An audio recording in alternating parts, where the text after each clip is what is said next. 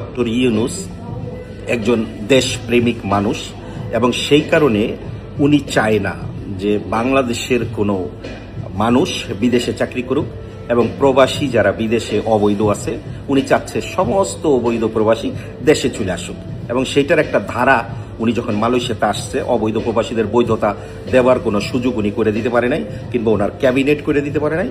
এবং এটার আরেকটা ধারা আমরা দেখতে পাচ্ছি যে উনি যখন ইটালিতে গেছে, ইটালিতে যাওয়ার পরে ইটালিতে যত অবৈধ প্রবাসী আছে তাদের বৈধতা দেওয়ার কোনো নামগন্ধ নাই, উল্টা ইতালির সরকার তাদেরকে দেশে পাঠানোর ব্যবস্থা করতেছে। এই দুইটা উপকার ডক্টর ইউনূসের সারা জীবনে প্রবাসীরা ভুলবে না। তার এই বিশাল অবদান, সে যে দেশের মানুষরা এত ভালোবাসে, সে চেষ্টা করতেছে আমাদের বাহির দেশে থাকার কোনো প্রয়োজন নাই, আমরা সবাই দেশে ফেরত আসি। মূলত কথা হচ্ছে প্রবাসীদের একটা আশা ছিল যে ডক্টর ইউনূস মালয়েশিয়াতে আসলে যারা অবৈধ প্রবাসী, যারা বিভিন্ন দালালের কারণে মালয়েশিয়াতে অবৈধ হয়েছে তাদেরকে বৈধতা দেওয়ার জন্য তিনি একটা কাজ করবেন, কিন্তু সেটা তিনি করতে পারেননি। কিংবা তার দপ্তরে যারা চাকরি করেন বেশ কয়েকবার তারা মালয়েশিয়াতে আসার পরেও তারা সেটা করতে পারেননি। যারা মালয়েশিয়ার অবৈধ তাদেরকে বৈধতা দেওয়ার কোনো ধরনের ব্যবস্থা তারা করতে পারেননি। ইভেন ডক্টর ইউনূস ইটালিতে যাওয়ার পরেও ইটালির যারা অবৈধ তাদের জন্য কোনো ব্যবস্থা করতে পারেননি।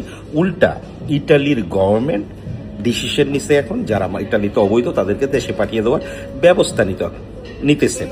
এর সাথে আরেকটা কথা বলি, শ্রীলঙ্কার মতো দেশ, যেই দেশ গত কয়েকদিন আগে বাংলাদেশের হাত পাও ধরছে ধার নেওয়া টাকা ধারের জন্য, সেই দেশে যেতে হইলে বর্তমানে বাংলাদেশিদের ভিসা নিয়ে যাইতে হইব।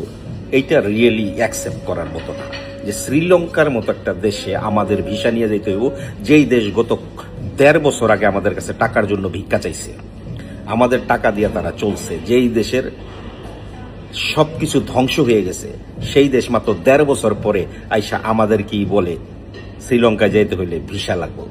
কাজে ডক্টর ইউনূসের ধারা ২-৩টা উপকার আমাদের হয়েছে। বিশেষ করে আমি প্রবাসীদের কথা বলতে পারি। ডক্টর ইউনূসের ধারা প্রবাসীদের একটা বড় ধরনের উপকার হয়েছে। সেটা হইল মালয়েশিয়ার প্রবাসীদের যারা অবৈধ তারা দেশে যেতে পারবেন। আরেকটা হইল ইতালির অবৈধ যারা আছেন তারা দেশে যেতে পারবেন। আরেকটা উপকার করছেন উনি, ওনার ধারা জাতিসংঘের যত পুলিশ আছে এগুলিরে বের করে দিচ্ছে। এই কয়েকটা উপকার ওনার ধারা হচ্ছে। এই কারণে ওনারে অসংখ্য ধন্যবাদ। আগামীতেও যেন এমন উপকার করতে পারে এই আশা রাখি।